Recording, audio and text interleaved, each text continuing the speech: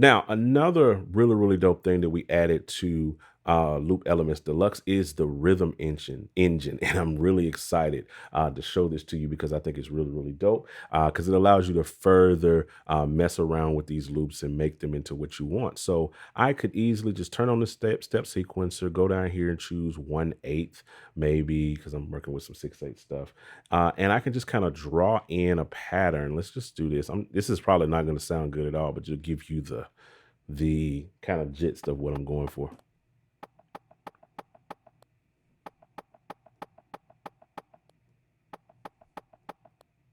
And that's on some elements, but maybe you want to, you're not satisfied with the kick patterns that we have, and you want to just kind of play the kicks in the way that you want.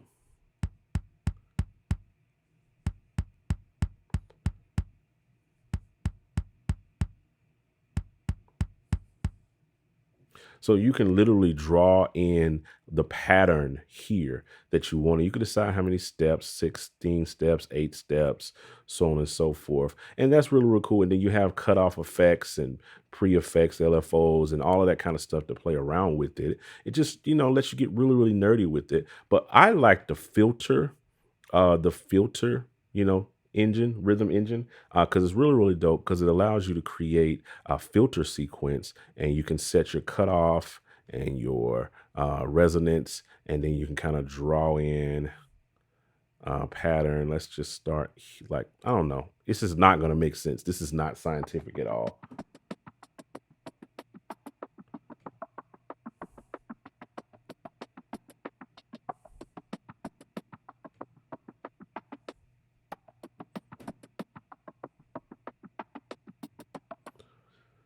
And then you can further accentuate it by adding a post effect filter and make it different than the other one. So maybe we want to kind of adjust it a little bit more like this and just draw in something. This is so random, but